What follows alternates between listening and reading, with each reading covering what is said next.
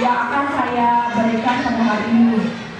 Sebelum kegiatan dimulai, izinkan saya mengucapkan pengajar umat dan konsentrasi. Nah, saya sendiri punya komisi yaitu CDP Angkatan 11 dari Kota Denpasar yang mewakili SDG dengan Pembentukan. Pada hari ini akan memaparkan mengenai destinasi budaya positif. Adapun runtutan acara untuk hari ini adalah pembukaan, di mana pembukaan ada doa, menyanyikan lagu Indah Kebangsaan Indonesia Raya, sambutan dari kelas-kelas ibu cara ibunya sedang sibuknya sama workshop. Yang kedua, kegiatan inti penyampaian materi, diskusi tanya jawab, penutup yaitu doa dan menutup. Nah, sebelum kegiatan saya lanjutkan ke berikutnya, ada baiknya kita meminta izin kepada Tuhan Yang Maha Esa agar kegiatan pada siang hari ini berjalan dengan lancar. Berdoa, terima kasih, berdoa mulai.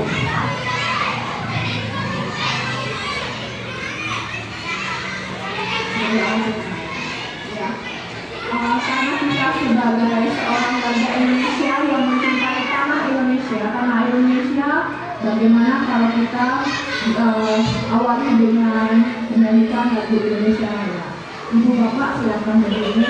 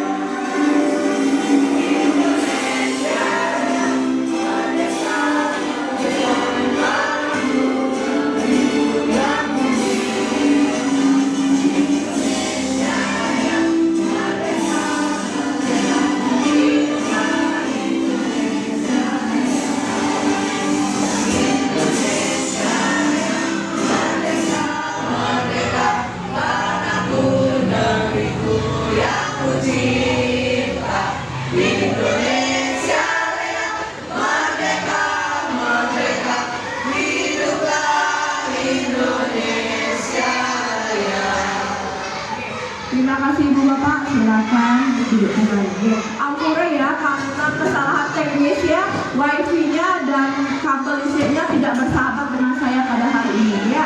Kita lanjutkan saja ke materi berikutnya, yaitu mengenai, nah ini foto saya ya, saya edit berapa kali gitu. Nah, adapun tujuan kegiatan pada siang hari ini adalah para ibu bapak guru dapat mendemonstrasikan pemahamannya mengenai konsep-konsep inti dalam modul budaya positif dengan membentuk komunitas praktisi guru dengan guru lainnya. Yes. Nah, adapun materi sebelum saya sambungkan ke materi, adapun kesepakatan kelas yang saya tetapkan dalam kegiatan pada hari ini yang pertama adalah seluruh peserta memiliki kesempatan untuk berpendapat. Yang kedua, berpikir terbuka dan saling menghormati. Yang ketiga, jika ada satu peserta berbicara, maka peserta lain mendengarkan. Yang berikutnya, berpendapat setelah dipersilakan, berpartisipasi penuh dan mengikuti sisi kelas dengan perasaan yang gembira. Apakah dari Ibu Bapak ada menambahkan keyakinan kelas? Apa sudah cukup? Sudah ya. Semangat selalu dan Walaupun kemarin ibu bapak bergadang mungkin lagi angkat anaknya atau bagaimana, tetap fokus ya. Lanjut. Nah, refleksi awal saya bertanya kepada ibu bapak dari dalam hati, dari lubuk hati yang mendalam. Ibu bapak mungkin sudah mengajar bertahun-tahun mungkin di kelas ya. Apakah ibu bapak pernah menghukum murid, misalnya anak-anak tidak membuat PR, ibu bapak mengajak anak-anak yang tidak membuat PR untuk mencuci atau menyikat WC atau memberikan hukumannya berupa meminta tanda tangan kepada guru yang lainnya, door to door ke kelas masing-masing, ke kelas teman masing-masing, atau mungkin ada yang memberikan hadiah berupa berbaris di depan kelas. Nah, itu hanya bapak ibu sendiri yang tahu ya, karena kita merefleksi awal dulu apa yang pernah kita alami ya. Selanjutnya, nah dari refleksi ibu bapak yang saya utarakan tadi, ada pun pertanyaan berikutnya adalah: pertama, hukuman dapat mendisiplinkan anak. Apakah hukuman yang ibu bapak berikan dapat mendisiplinkan anak? Kira-kira bagaimana, coba jawabannya? Dan Ibu Widya? Menurut saya itu bisa ya untuk memberikan rasa jerah kepada anak. Katanya Ibu Widya bahwa hukuman dapat mendisiplinkan anak agar dia lebih menuruti aturan yang berlaku di sekolah. Yang berikutnya menurut Ibu Wahyuni, ini tidak ada ya. Bu Emma, bagaimana?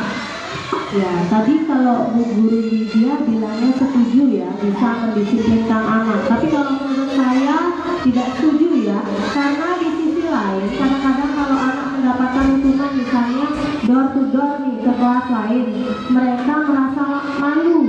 Nah, rasa malu. Keesokan harinya misalnya atau enggak 2 minggu kemudian mungkin dia ada kesibukan dengan orang tuanya sampai dia tidak bisa buat tugas. Nah, dia sadar dia tidak buat tugas, tapi karena sudah jam sekolah, dia jadi takut untuk datang ke sekolah. Nah, seperti itu jadinya dia nggak berani datang ke sekolah karena takut tidak buat tugas.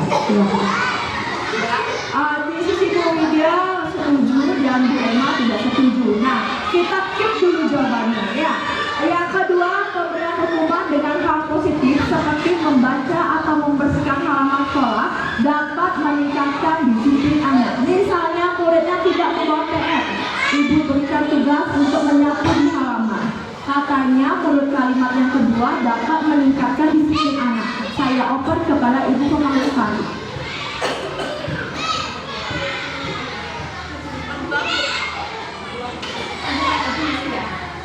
Terima kasih atas kesempatannya. Jadi kalau menurut saya pemberian hukuman dengan hal positif seperti membaca ataupun membersihkan halaman sekolah itu akan dapat meningkatkan disiplin anak. Menurut saya bisa iya, bisa juga tidak. Tergantung juga dengan waktunya. Nah, contoh misalkan ada anak dari segi karakternya itu misalkan dia cenderung anak yang baik dan tiba-tiba hari ini sudah melakukan kesalahan. Mungkin dengan kita hukum seperti ini dia bisa jerah. Kemudian jika ada anak yang memang karakternya kurang baik dan terbiasa membuat salah, dengan hukuman-hukuman yang disebutkan ini saya rasa itu tidak bisa mendisiplinkan mereka.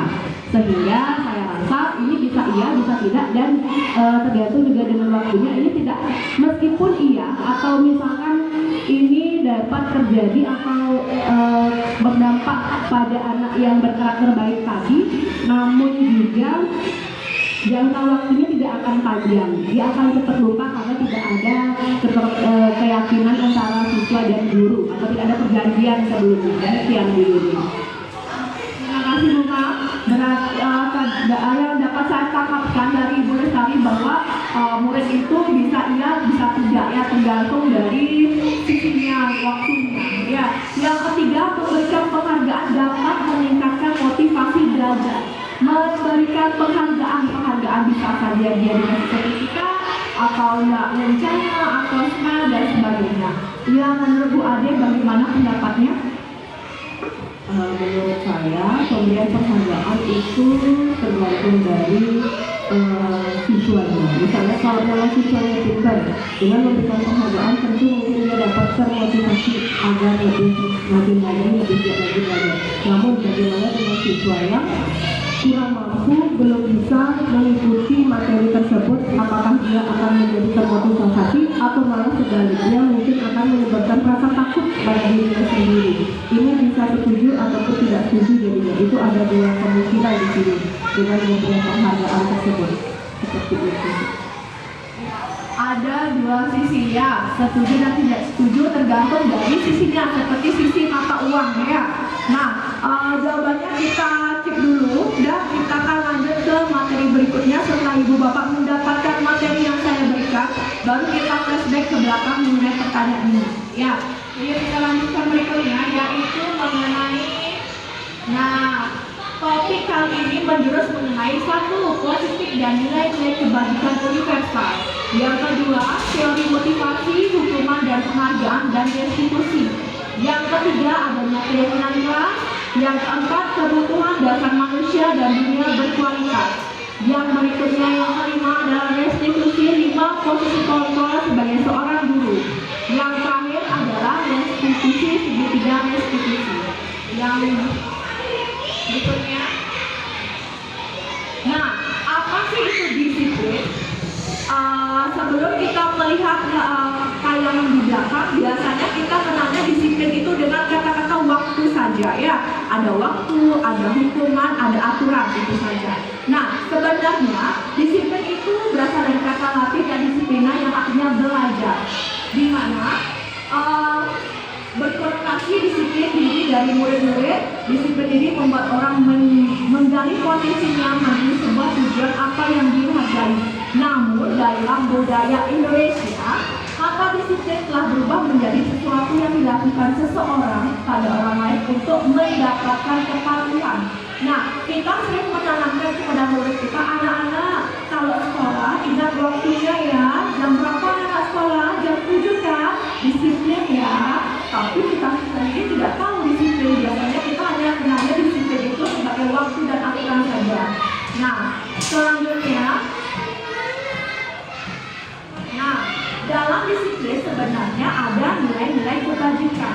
Nilai-nilai kebajikan itu apa? Bukan nilai-nilai kebajikan yang disebutkan dalam transaksi itu saja, tidak. Dalam pembelajaran juga terdapat nilai-nilai kebajikan. Nilai kebajikan adalah sifat-sifat positif manusia yang merupakan tujuan mulia yang ingin dicapai setiap individu. Nilai-nilai tersebut bersifat universal dan lintas budaya. Nah, dengan mengaitkan nilai kebajikan yang ada, maka motivasi intrinsik seseorang itu akan keluar. Di dalam diri murid itu kita harus menanamkan nilai-nilai universal untuk mendapatkan disiplin yang kita inginkan. Ya, lanjut, dalam pembelajaran kurikulum merdeka, nilai-nilai kebajikan itu dapat kita lihat dalam pembelajaran P5, profil pelajar Pancasila. Terdapat beberapa nilai-nilai yaitu beriman, mandiri, bernalar kritis, berkebinekaan global, gotong royong, dan kreatif. Biar nanti tidak ditanyai sama ada orang bertanya, nilai-nilai kebajikan di dalam kurikulum merdeka itu apa sih? Biar kita tidak nanti nafsu jawabannya. Nilai-nilai kebajikan universal itu terdapat di dalam profil pelajar Pancasila P5G. Mohon maaf ibu bapak tidak ada kopi bagi ibu bapak yang mengantuk, kopinya nanti ya. Lanjut. Nah, teori motivasi, hukuman, penghargaan, dan restitusi. Apa sih motivasi? Biasanya kita tahu motivasi itu sebagai dukungan, dorongan kepada murid kita. Hukuman kita hanya berikan hukuman saja pada murid, tapi tidak tahu dampaknya seperti apa. Nah, teori motivasi dan perilaku manusia. Biasanya murid itu melakukan motivasi untuk menghindari diri dari ketidaknyamanan. Yang kedua, untuk mendapatkan imbalan dari orang lain. Yang terakhir, untuk menghargai dirinya sendiri. Biasanya murid itu disiplin karena dia takut kena hukuman dari gurunya. Ya. Berikutnya, nah, dihukum dan dihargai. Bahwa penghargaan berlaku sama dengan hukuman dalam artian meminta atau menghujur seseorang melakukan sesuatu untuk memenuhi suatu tujuan tertentu dari orang yang meminta atau memujuk. Dorongannya eksternal dan akan ada faktor ketergantungan. Nah, di hukum dan penghargaan kita juga sebagai guru kan ada aturan-aturannya sebagai seorang guru. Kita tidak berani melanggar aturan karena takut dihukum, yaitu misalnya dengan absensi kita, jika kita datang terlambat, absensi kita akan merah. Di dalam suka itu, di dalam nanti kinerja juga terlihat merah. Kita takut untuk dihukum nanti dari atasan dan sebagainya karena nanti rapot tahunan kita nanti merah dan sebagainya. Nah, itu masih dalam diri guru sendiri, belum lagi ke muridnya kita sendiri. Ya, lanjut. Nah, ice breaking kita akan melakukan suatu permainan mengenai motivasi dan restitusi serta hukuman. Ya, saya minta ibu bapak semuanya yang hadir di sini mohon berdiri sebentar. Jika saya bilang kalimat ini termasuk hukuman, angkat tangan kanan. Jika tidak, angkat tangan kiri. Ya, nah. Jika Tono adalah murid kelas 5, dia tidak membawa topi ke sekolah. Pada upacara bendera, dia berada di belakang barisan. Dan setelah upacara bendera, Tono diberikan hukuman oleh gurunya untuk mengelilingi lapangan. Dan itu termasuk hukuman atau restitusi. Nah, yang berikutnya silakan turunkan tangannya. Santi adalah anak kelas 3. Dia lupa membuat PR karena dia menjaga agennya. Bu Guru Ani menanyakan kepada Susi mengapa tidak membuat PR, dan ibu guru tidak memberikan dia untuk duduk di kelasnya, namun pergi ke perpustakaan untuk mencatat hal-hal mengenai materi sebelumnya. Itu termasuk hukuman atau tidak? Ya, nah, tepuk tangan untuk ibu masing-masing ya. Nah, untuk semuanya tidak bau ketek ya, kepada anak-anak ya. Ya, sekarang kita akan bermain juga ya. Yang berikutnya, dan jika kita akan menyanyikan bahwa itu ada 5, dan huruf A diganti sama huruf U. Ya, siap-siap ya. Siapa yang terdengar salah dia akan mendapatkan hukuman. Ya, oke, siap. 1, 2, 3, mulai.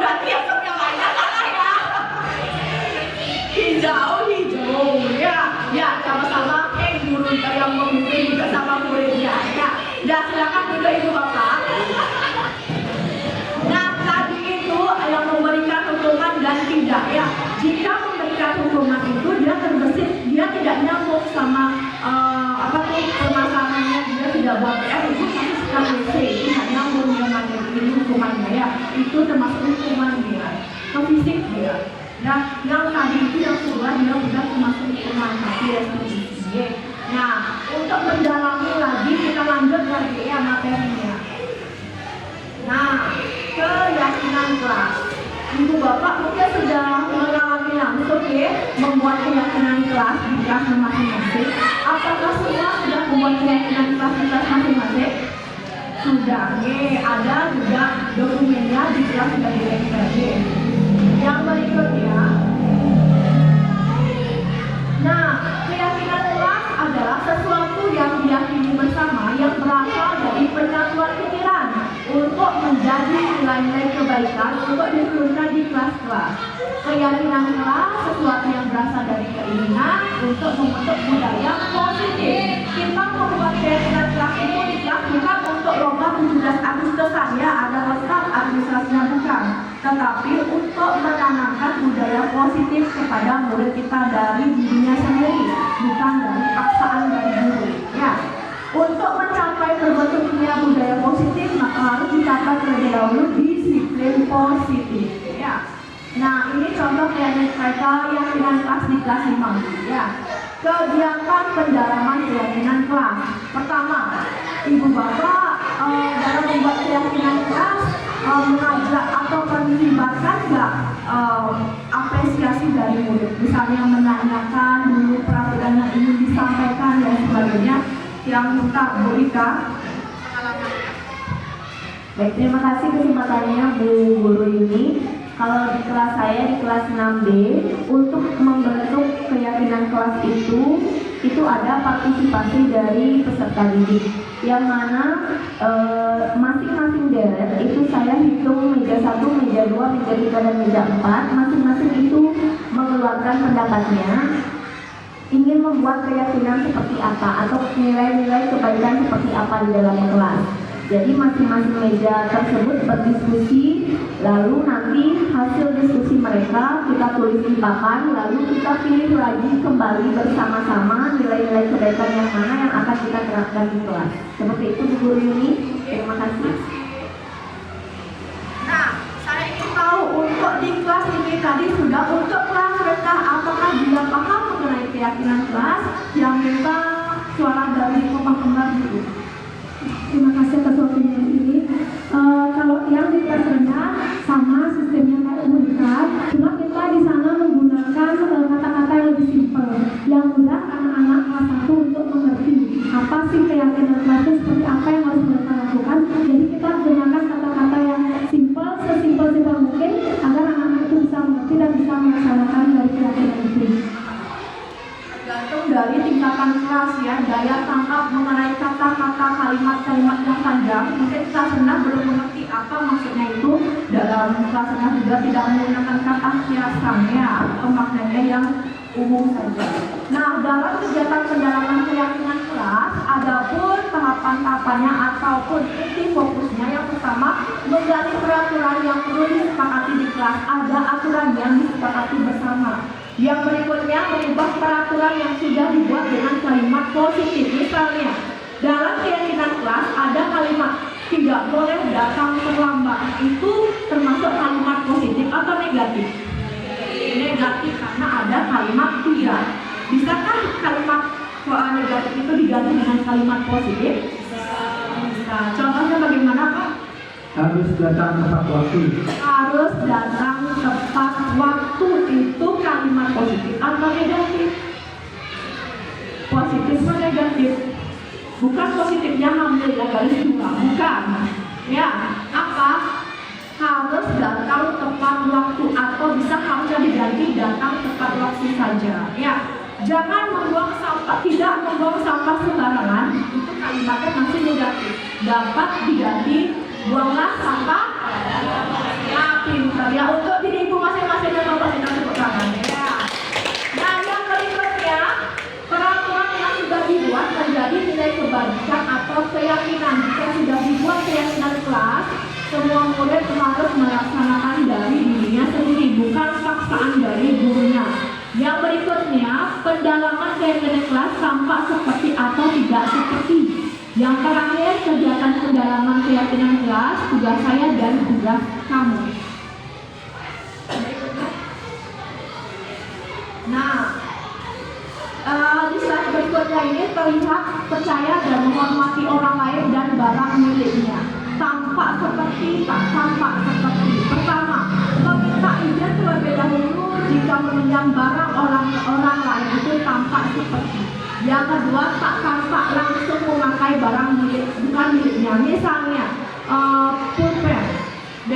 hal kecil saja pulpen.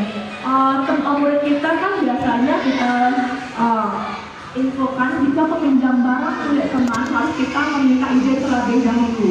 Ada salah satu murid dia tidak membawa pulpen, dia langsung mengambil pulpen temannya, termasuk dia tampak atau tak tampak. Tampak seperti atau tak tampak seperti? Saling tegur sapa satu sama lain. Misalnya kita baru datang, murid kita datang memberikan salam, berarti itu tampak seperti. Tak tampak seperti tidak mau berteman dengan orang lain. Di dalam forum guru kita saling acuh tak acuh, ada gap-gapan, itu berarti tak tampak seperti. Ya, yang terakhir adalah mencari solusi dari setiap permasalahan. Yang tak tampak seperti main hakim sendiri dan memutuskan hal semaunya, ya, tidak saling menghargai dia, ya. Udah mengerti Bu Bapak yang tampak dan tak tampak seperti? Boleh saya lanjut ya.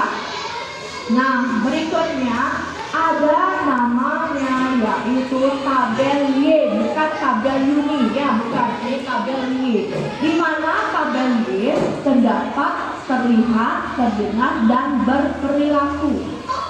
Terdengar, salah satu kalimatnya pasti kita bisa menyelesaikan tugas ini. Ayo kita dengar mengerjakan tugas ini. Tugas ini mudah sekali ya. Itu berperilaku tidak ramai, kelasnya itu tidak ramai. Mengumpulkan tugas tepat waktu, tidak mengganggu temannya sedang mengerjakan tugas, dan lain sebagainya. Di sini ditekankan sikap siswa yang langsung, ya. Yang berikutnya terlihat selalu berkonsentrasi mengerjakan tugas dengan senang hati, saling menolong. Ini adalah kalimat-kalimat yang nanti menjurus ke dalam keyakinan kelas. Dalam membuat keyakinan kelas kita pilih dulu pertama, yaitu menentukan kalimat positif dan negatif dulu, tampak seperti dan tidak tampak seperti, baru nanti kita masukkan ke tabel Y ini.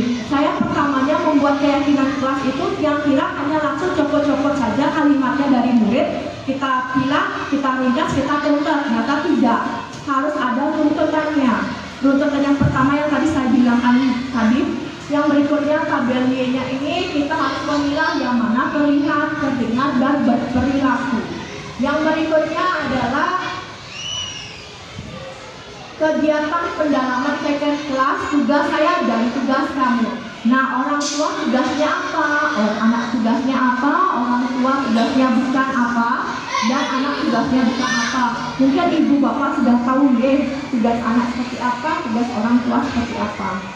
Salah satu contohnya orang tua tugasnya memberikan kasih sayang, anaknya tugasnya adalah menghormati orang tua. Ya, saya lanjutkan ya.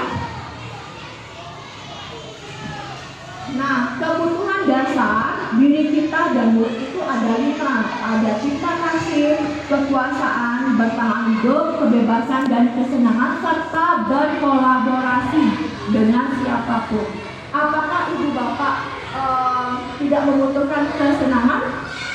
Butuh kan? Apakah bapak ibu butuh cinta kasih? Iya. Apabila cinta kasih sudah, kesenangan sudah, kebebasan sudah, bertahan hidup dalam finansial sudah, pasti yang diperlukan adalah kekuasaan. Ya. Baru dia berkolaborasi. Itulah manusia, ya. Maunya lebih saja, ya. Kayak nasi goreng istimewa, ya. Lanjut. Nah, kebutuhan manusia, cinta kasih, kebutuhan yang diterima atau disebut dengan kebutuhan psikologis. Kebutuhan ini juga termasuk keinginan untuk terhubung dengan orang lain seperti keluarga, teman pasangan hidup, teman kerja, binatang, dan sebagainya. Yang kedua, kebebasan, kebutuhan akan kemandirian, otonomi, memiliki pilihan dan mampu mengendalikan arah hidup seseorang, itu kebebasan. Kebebasan ibu bapak, perlu nggak kebebasan dalam melakukan suatu tugas yang ada di sekolah? Perlu tidak? Contohnya seperti apa ibu kebebasan yang ibu inginkan? Mungkin dari saya kebebasan itu ada porsinya ya. Untuk kebebasan tidak terlalu bebas, juga mungkin ada batas-batasnya sendiri. Seperti itu aja. Contoh kebebasannya, ya mungkin bebas dalam memilih materi ajar, bebas dalam menggunakan sarana prasarana yang ada di sekolah untuk menunjang kegiatan pembelajaran. Ya, yang berikutnya yang ketiga adalah kesenangan, merasa senang, kebutuhan untuk mencari kesenangan, bermain, tertawa dan sebagainya. Kita tidak hanya fokus untuk bekerja, tetapi kita juga manusia biasa yang perlu juga kesenangan ya dalam hidup kita. Yang keempat, penguasaan, yaitu kebutuhan yang berhubungan dengan kekuatan untuk mencapai sesuatu. Kita sudah sebagai seorang guru, penguasaan kita apa sih terhadap pembelajaran kita di kelas? Apakah murid kita sudah mengerti atau belum ya? Jika semua sudah mengerti kan beda perasaan kita ya. Yang berikutnya adalah kebutuhan bertahan hidup ya, merupakan kebutuhan yang sifatnya psikologis untuk bertahan hidup seperti kesehatan, rumah, dan makan. Komponen psikologis pada kebutuhan ini meliputi kebutuhan akan perasaan aman ya. Ada berapa kebutuhan manusia? Ada berapa? 5 apa 3 apa 4 atau 1? 5 ya, mungkin pemiga ngantuk ya. Lanjut. Nah, tadi 5 kebutuhan, kita sebagai guru harus mengerti 5 kebutuhan dasar murid itu yang juga sebagai kebutuhan manusia. Selain itu, guru juga harus memiliki dan mengetahui 5 posisi kontrol sebagai seorang guru. Yang pertama sebagai penghukum, kedua membuat orang merasa bersalah, yang ketiga sebagai teman, keempat pemantau, dan terakhir sebagai manajer ya. Lanjut. Nah, adapun videonya sebagai berikut ya. Mohon disimak ya. Ini video mengenai 5 posisi kontrol.